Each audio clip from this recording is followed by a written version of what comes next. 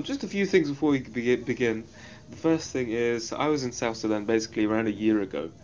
And so I'm just making this now. So all the times are not accurate. Um, they're roughly accurate, but not to the hour.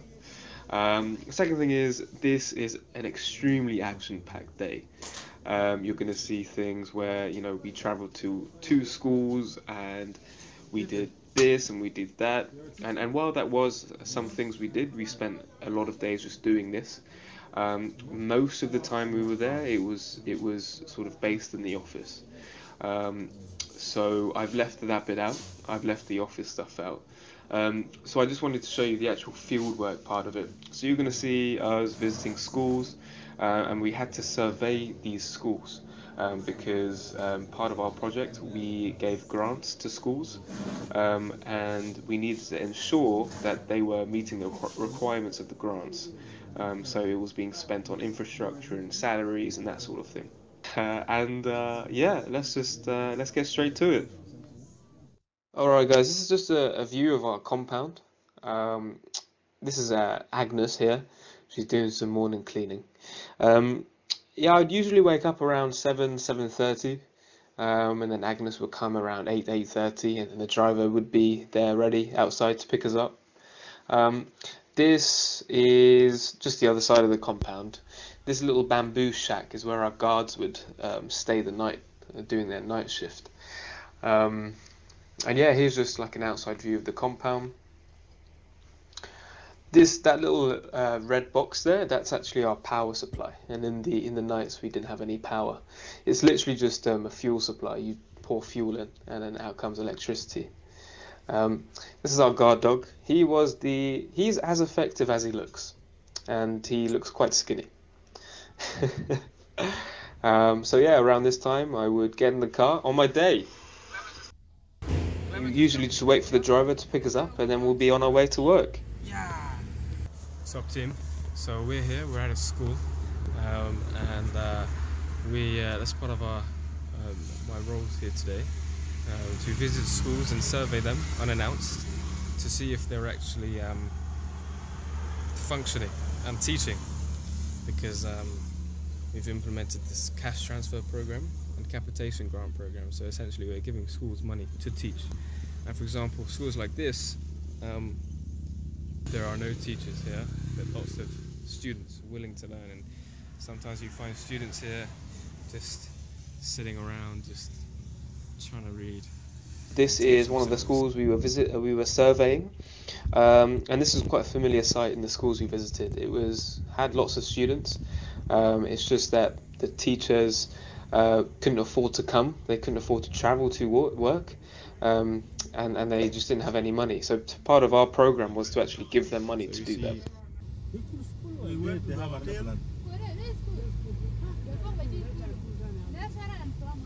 This is my workspace. It's so open plan, man. Look at this. It's beautiful. It's a little bit noisy and smells of gas and oil. And they really plunge you in, and you really have a broad scope of work. Actually, a house. We're in a house, someone's house, because the office can be a bit cramped sometimes. This house is guard dog. Hello.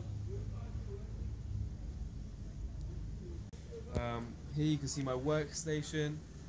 So I have my diary here. I have my daily planner schedule thing here. So if, for example, things pop up in the day, or I need to keep track of work I do, which I like to do, so I actually prioritize things here. So we got number 1, number 2, number 3. It goes in there.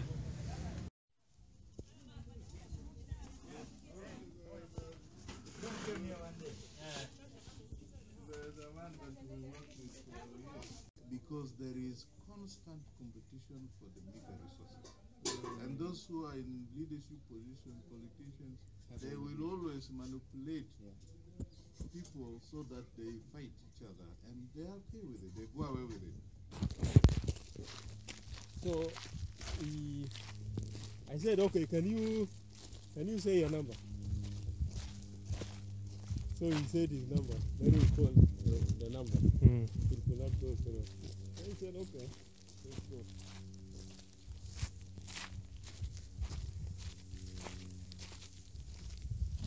Here's Aben. So I told the guy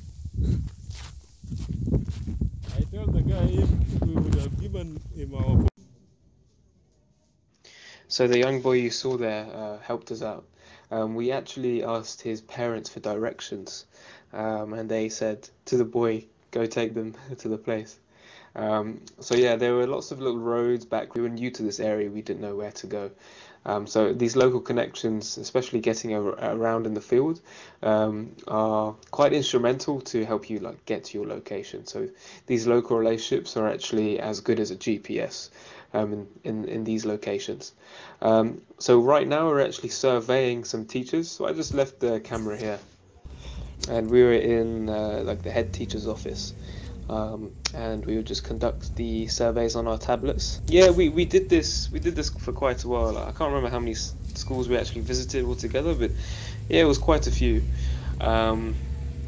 Eventually the sun basically got so much for me that I got ill and I had to stop doing it after a while. Yeah, that happens. You know, it was so hot and I wasn't used to it at all, and there's not much to eat, and you can only carry a certain amount of water. And so like after a week or 2 weeks of doing it, I fell ill and I had to stop doing it. But these locals, they would do it, and we would walk many miles easily. We could walk 6 to 7 miles in a day. So that was pretty interesting part of the work. And yeah, shortly after this, we came back to the office to collect our things and go home. Whoa. Good one. Hey. This idiot. Whoa, Kenny. Whoa.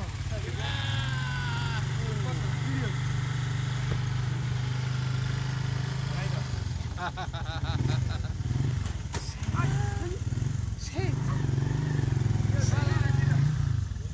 They come in their cars, Volkswagen, what? BMW, and they'll be like. So we arrived home, and this is actually just outside our compound. So this is Mary. Mary, you find this a lot in South Sudan. It's actually mainly only women. They set up their own stalls where you can sit down, you can buy tea, you can eat some like local bread, and just chill out really. So I would do that pretty much every day with Mary, because of course she's living just outside the compound, so I built up a great relationship with her. And so yeah, sometimes I'd just come home, I'd have a shower, and I'll just chill out here with Mary, with the other locals who would come in on the road. And it's just pretty chilled out. It doesn't work. I'm in bed, surrounded by my mosquito net, and that has been the end of my day. So yeah. Well, yeah, that's the end of my day. I get into bed quite early, as you can see here, normally around 9 or 10 p.m. I'd have a bit to eat with Mary or make my own thing inside. I'd do a bit of reading, and then I'd hit the hay. So yeah, guys, if you enjoyed that, let me know. Let me know if you found it useful. Let me know if you'd like me to do more. You have no idea how much footage I have of my time there. Yeah, if you've got any questions, leave a comment below. And thanks again for watching, guys.